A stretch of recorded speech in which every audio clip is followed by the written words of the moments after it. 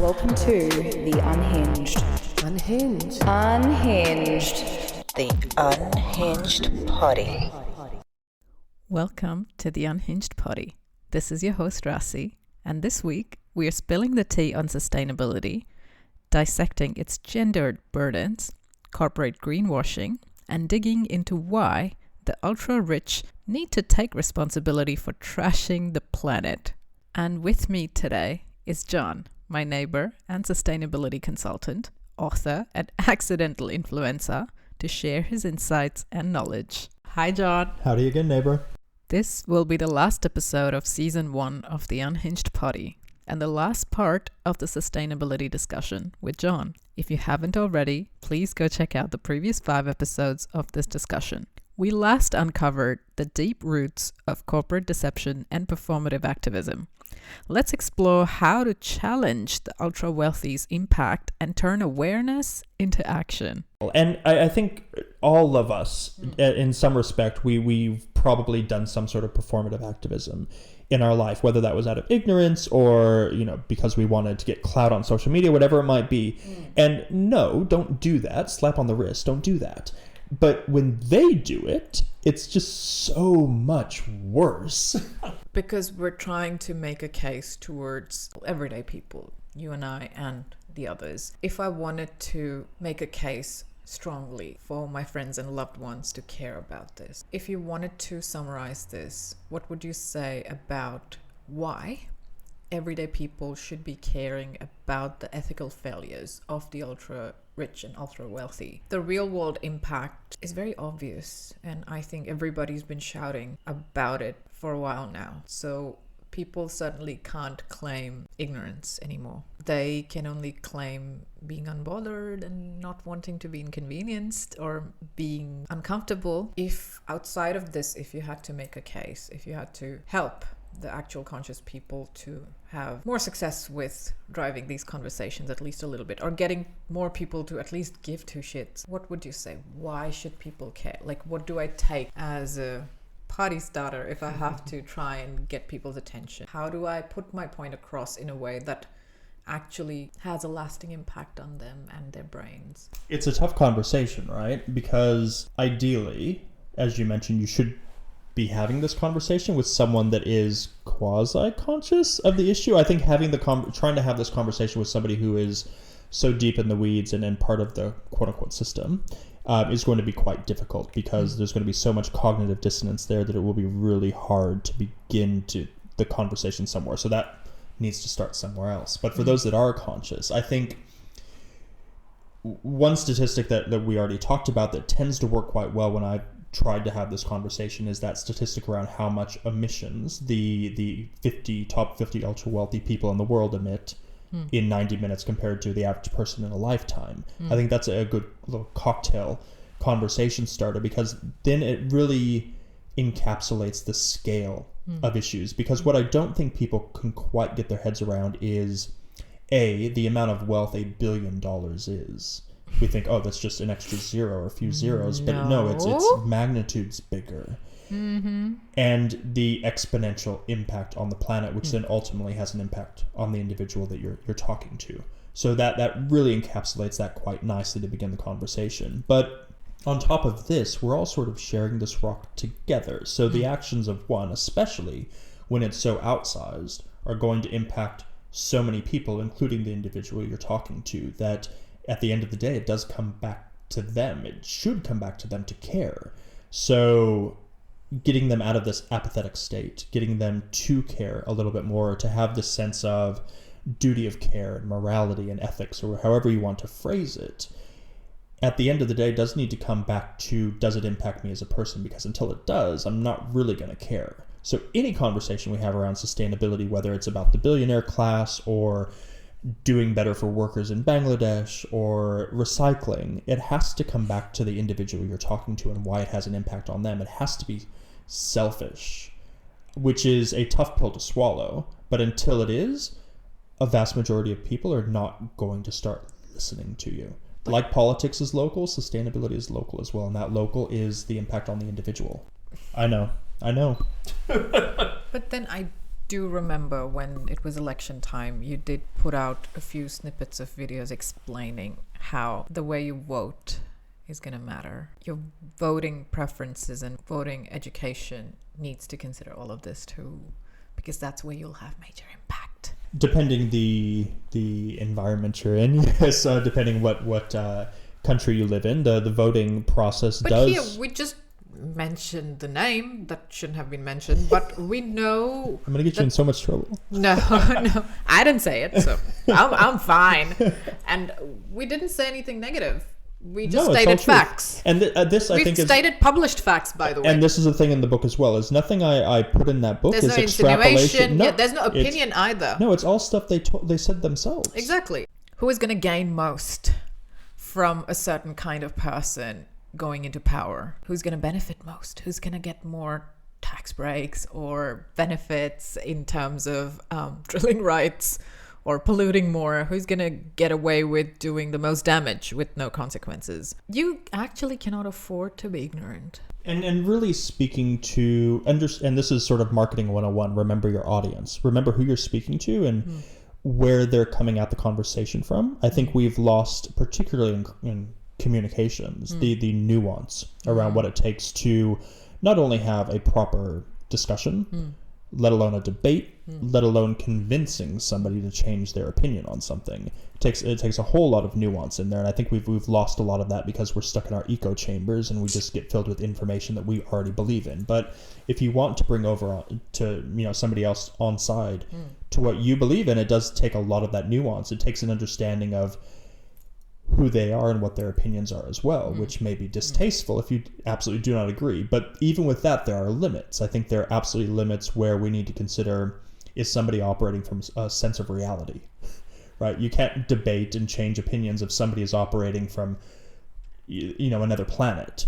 Are they operating with some semblance of ethics and morality? Because if they're an amoral person, also going to be very, very difficult. And really, I think about this through the lens of my own work. I push shit uphill all day, every day. Am I going to want to work with a client where I'm going to have to constantly be arguing with them about the validity of the work that I do? No, I'll fire them very gladly. And I'll tell them why. Because there's plenty of others that are trying to make the right decisions and do the right things. And it's the same in communicating a message or trying to get somebody over on side when you're discussing politics.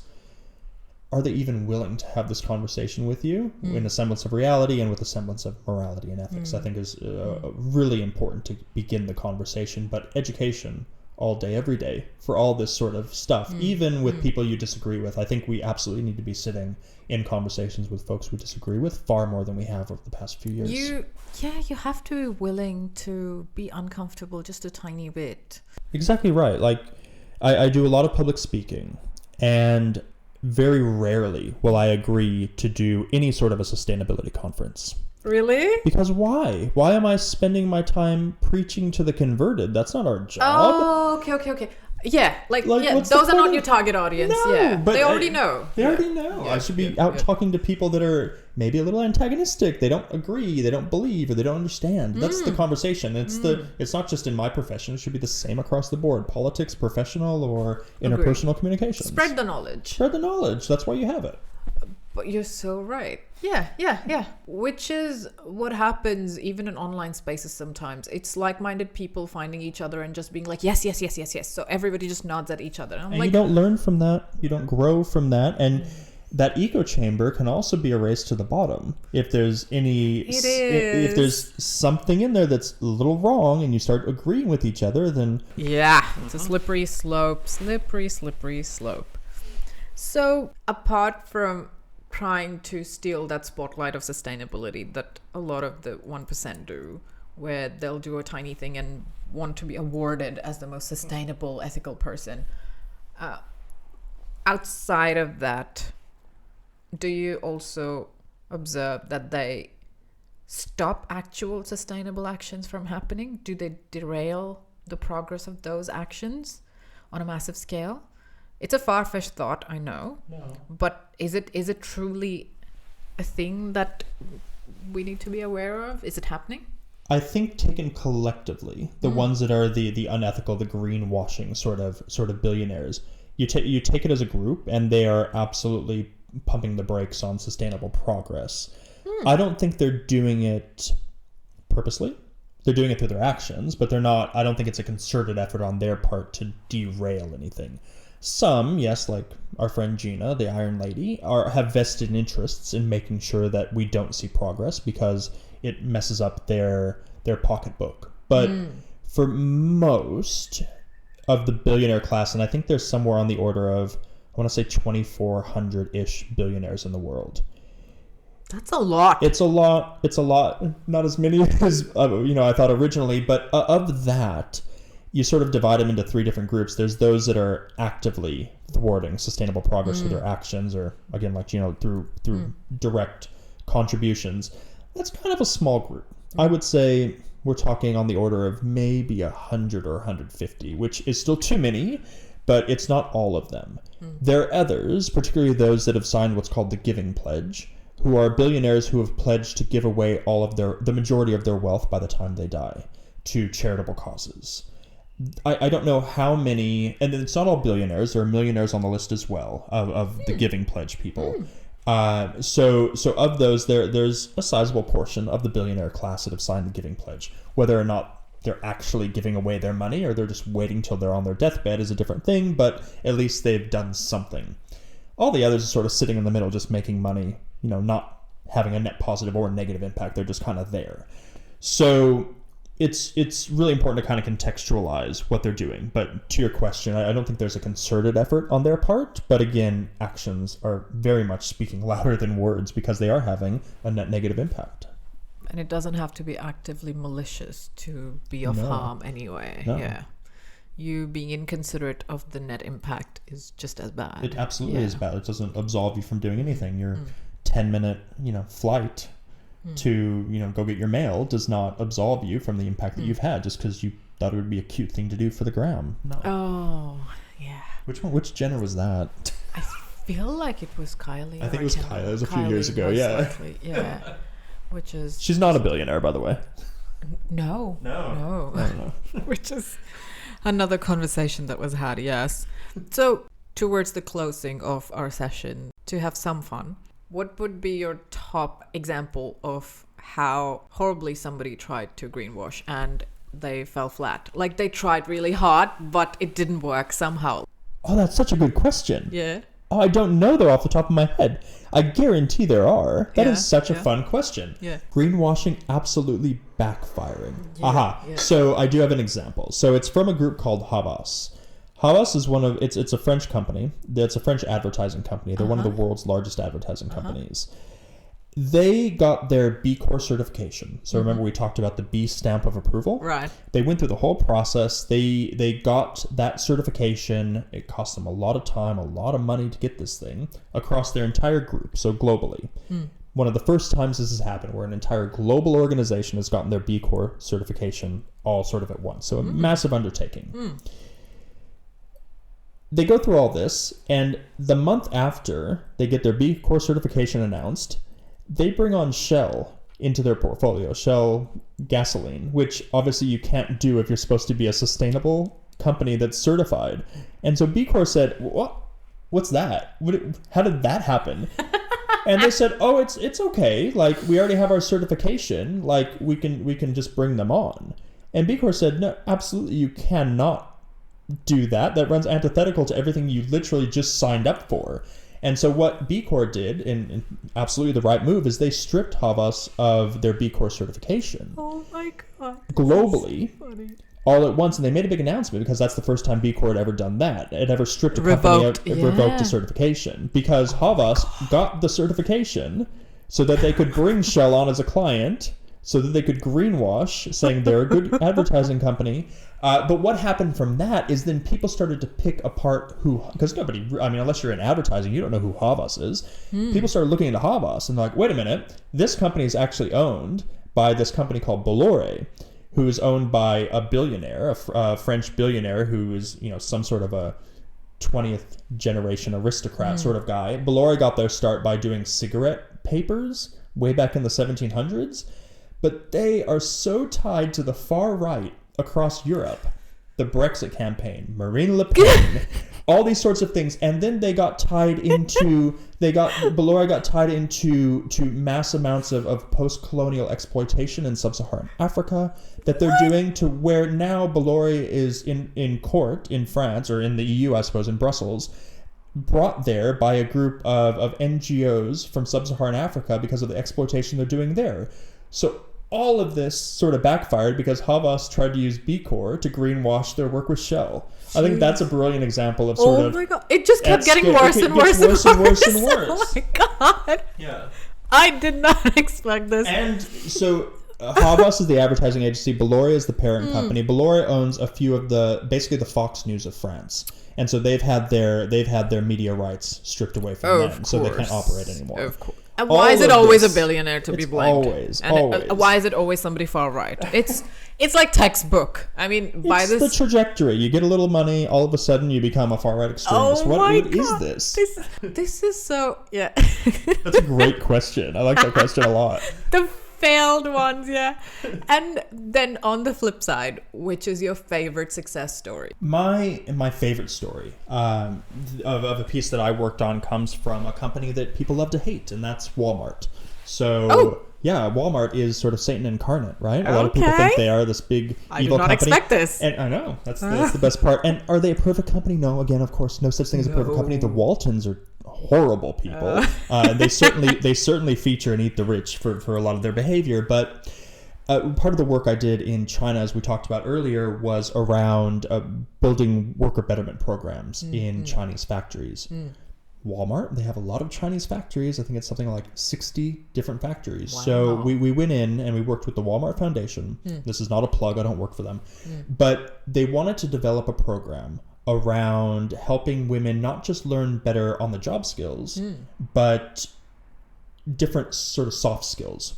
And the way we positioned that is we went in and we said, hey, middle management at Walmart, we want to develop this worker betterment program. But we knew we couldn't say we want to do it because it's good for women, because they would laugh at us. They're like, no, we got production Wouldn't quotas. fly, yeah. We got production quotas to meet. What we said is, okay, well, here's the thing. So in China, abortion is considered a form of contraception. And so at any one time, and these are just rough, back of the napkin numbers, if half of your workforce is female, a quarter of them are out at any one time having a procedure or recovering from a procedure, that's massive amounts of absenteeism. They're going to come back. They're probably not going to be more productive, obviously, because they're recovering from a surgery. They're not going to be really happy in their jobs. So why don't we flip this on its head a little bit and do a little bit of worker education around why there are other options beyond abortion as a form of contraception, why there are other choices that these women can have. And while we're doing that, why don't we give them a little bit of on-the-job training? Why don't we teach them a little bit about communication skills that they may not have learned in school? Why don't we teach them a little bit about financial literacy too while we're here doing that? Why don't we just roll all this stuff up into one big program? Because what's going to happen is people are going to show up to work more, lower absenteeism, higher productivity, happier, better for the company, better for the bottom line, absolutely better for the women. So we developed this program. It went over the course of 3 years, and it was a train-the-trainer sort of approach. So one woman would learn, she would teach a small group of, say, 5 or 10 women. They would teach others and others and others. And over the course of the 3 years, I think something on the order of 500,000 women went through the program. It's like an MLM. It's like an MLM, but good. But for the betterment. But for the better. And, this is so funny. When I talk about sort of the impact of the private sector and the access to potential impact at scale that they have, this is like a really good example of that, where an individual could have never done something like that, and a government probably wasn't willing. I mean, you look at the example of China, where they don't have the resources to do this through the education system. So Walmart used their power and their finances and their access to that audience to be able to do that. They just needed a little bit of push and an explanation of why this made sense for them to do. And all of a sudden, just within that short time frame, that many people go through. And I'm sure that was a few years ago, at least a decade ago now. I'm sure there's been millions more that have gone through the program. So a really great example of what is possible when the private sector works for good. That is so fascinating. That counts as a success story. Absolutely. And it's interesting that that's how you had to package it. On just the surface level, I did not like the packaging, but you had to. That was a very rough explanation The of how we only approached it. I of get it. course. I get it. Of course, there would be more details, and it's not as straightforward as that. I get it. And this is another layer of exhaustion where you have to put it in a way that actually is digestible to the consumer that you're selling the ideas to, because in the end, you want the solutions to be feasible and actually be happen. applied. Yes. Yeah. Like it's from the perspective of do I take this bit of distasteful medicine right now for the bigger good, right? Because I know it's going to heal me, so I'll swallow the bitter pill. And so that's what you sort of have to do, as distasteful as the conversation is, to try to convince people of what should have been a moral imperative. Yeah. But, you know, it got things over the line, and then we were able to do what we needed to do. That's a good success story, yeah. And again, I did not expect Walmart to be mentioned on... And they don't talk about it. So this is back to the very beginning of what we were talking about. They're hushing it because they're so worried, as they should be, because they're a terrible company in a lot of respects, of people coming after them. But if they were to talk about that, and they're just one of many examples of fast-moving consumer goods companies that are doing similar programs. That program was not unique. There are lots of them happening across the developing world. HP, Disney, Lenovo, The Gap. All of these companies have similar types of programs in some of their factories across the developing world. But they don't talk about them, and I wish they would talk about them more, because that would then encourage other companies to maybe do similar programs, because it's not... I mean, it's expensive, but it's not that expensive where you can't do it. It's a social benefit, and it entirely changes mindsets as well, and has sort of this knock-on virtuous cycle effect. But they're scared about an activist yelling at them for mistreating old people, because you cannot. Yeah, exactly. So I get it why they would want to keep it hush hush, because it looks disingenuous. It looks like, okay, well then why are you actually doing this when... Oh, no shit, it does, yeah. So I get it. But it's the initiative and the whole exercise that they did successfully end up undertaking for a positive impact. So that's commendable. It's better than nothing. It's much better than nothing. And it's still better than so many more seemingly cleaner companies are doing. So a win is a win. Yes. Yes, that's good. Tom's shoes, yes. This has been fantastic. I learned so many things, and I'm glad that this time I went unstructured and I had fun questions to ask, and I did realize a few things as I went along in conversation with you to ask, and none of this was rehearsed, everyone. So whatever you have learned today, I learned at the same time. So I read the guiding questions as I sat on the couch. And this is fantastic. This is what subject matter expertise brings. So this was so valuable. And if anybody had to ask more things, please go ahead and ask. If anybody had to hire a consultant, please shamelessly plug it in, because why not? If you need me to connect to him, please do. Otherwise, he's connectable enough. He doesn't need me to connect to anybody. He's in Melbourne. He's on TikTok, and he's a great public speaker. To do find him as well. I'll link his socials to this episode as well. So please go and show him some love. And thank you for listening. And thank you so much for your time today, John. Thank you so much. Fantastic use of a weekend. I learned so much, and we're grateful. We're grateful to be able to have this perspective and this conversation.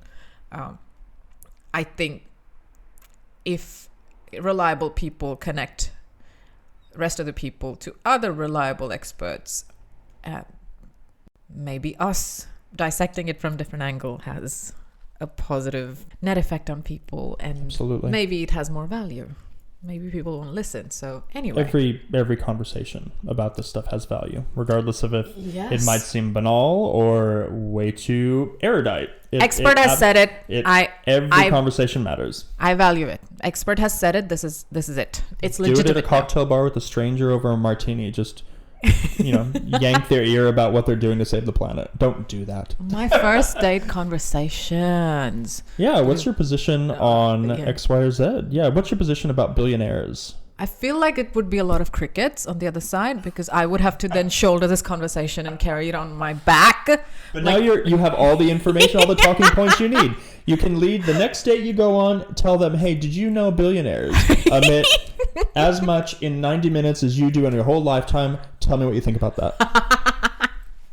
I will go and educate their ass. Yeah. That would be something interesting. I mean, I'm not a fortune teller, but you might not have a second date in your future, but hey. Go educate yourself. Bye. Yeah. Well, thank you so much for all of the knowledge and such fun company and so much perspective and such great conversation. And I wish I could squeeze more parts, but this went on for a whole day.